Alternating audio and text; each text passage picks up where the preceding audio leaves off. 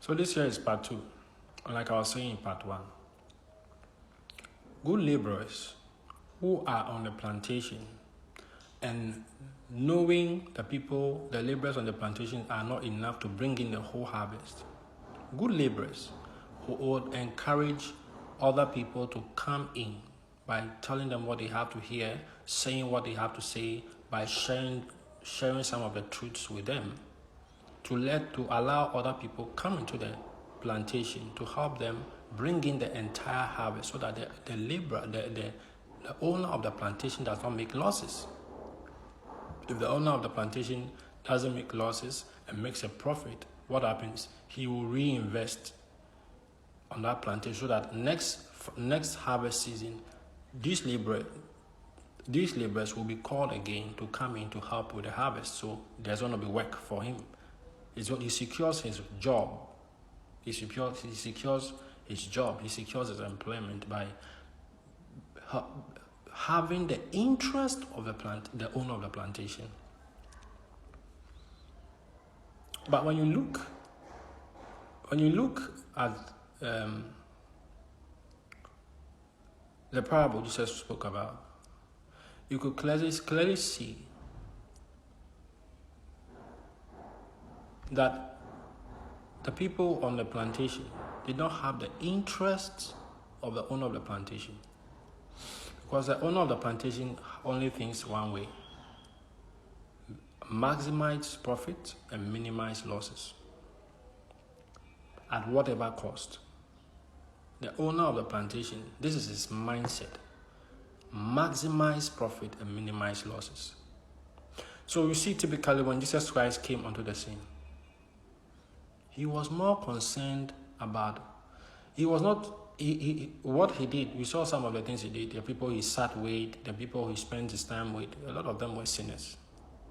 Why? Because he was always looking for an opportunity to bring in more people into this field. He was looking for an opportunity to bring in more people to work on the plantation, because he knows the harvest is plentiful. The people I have to harvest are not enough. If I don't get enough people to come in to help me harvest all of this produce, some of them are going to get bad because we were not able to harvest them. Not that God did not give me the bountiful harvest. God has given me the bountiful harvest, but harvesting it is another thing. So the work of Jesus here was focused on bringing more people into this onto the plantation, so that when the time comes for the produce to be harvested, you will have enough people. Even him dying on the cross and broadcasting, as I said in the other series I was doing, Jesus dying on the cross, why he had to die on the cross? To broadcast the Holy Spirit to every corner of this earth, so that the Holy Spirit can be, anyone that accepted his finished work can be able to connect with the Holy Spirit. The thing is the Holy Spirit. The thing is the Holy Spirit.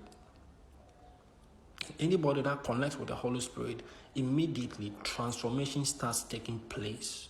True transformation. Not all of this lip service we are seeing all over.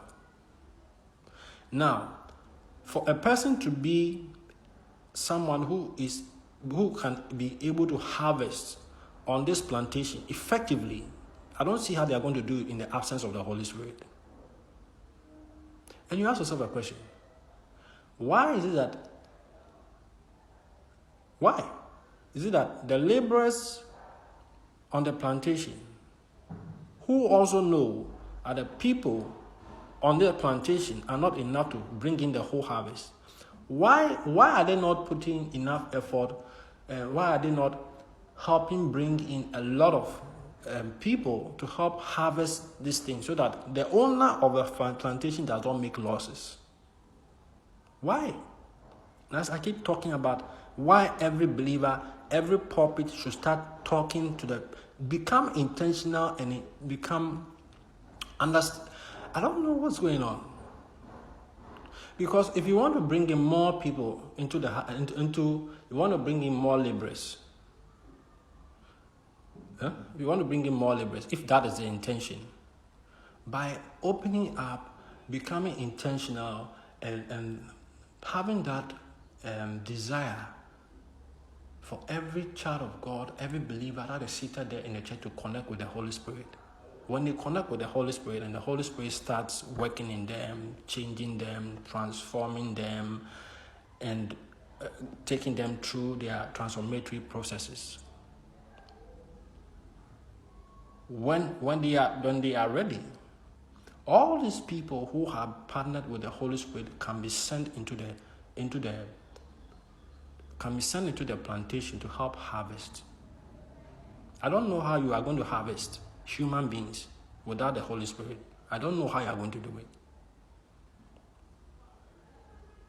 To be a harvester of men, I don't know how you are going to do it without the help of the Holy Spirit.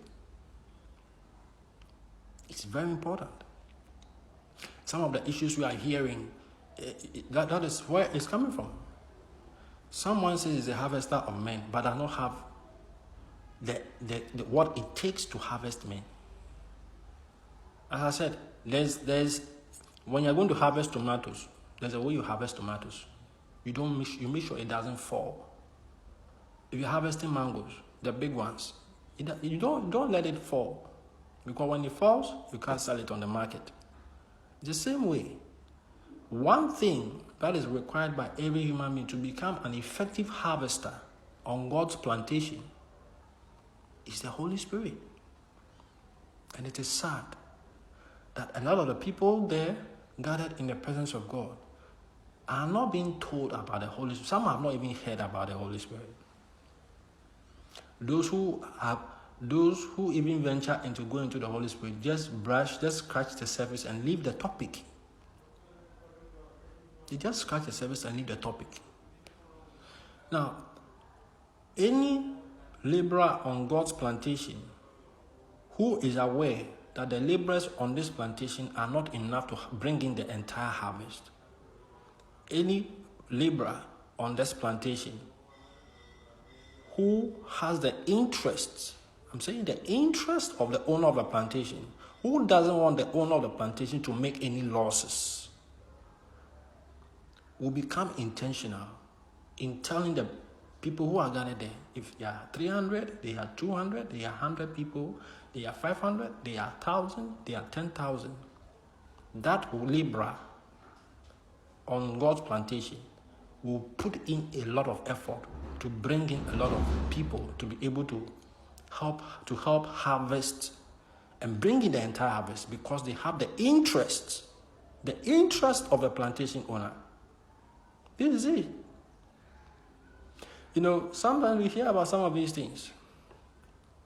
Sometimes you come across people who talk as if without them, you become nothing in ministry.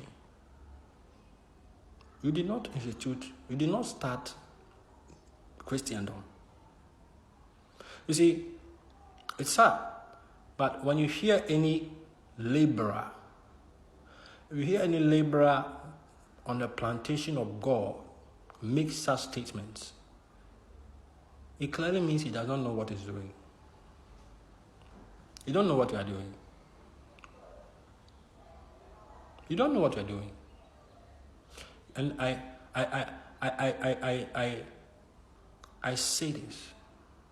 You don't have the interest of the owner of this plantation. When you know that people who are supposed to help bring in the harvest are not enough, yet you go out of your way to stop and block people who by maybe the move or the leading of the Spirit, to just be part of it, to help so that the owner of the plantation does not make losses. You have rather turned yourself to be a stumbling block, blocking people from coming to join in harvesting, blocking people from coming in so that the owner of the plantation does not make a loss. You know that people are not enough. You know that if we don't get a lot of people, we will not be able to harvest all of these things. Yet, you go out of your way to stop other people from becoming. So what do you want? You want the owner of the plantation to make losses. Is that what you're saying? This is part 2.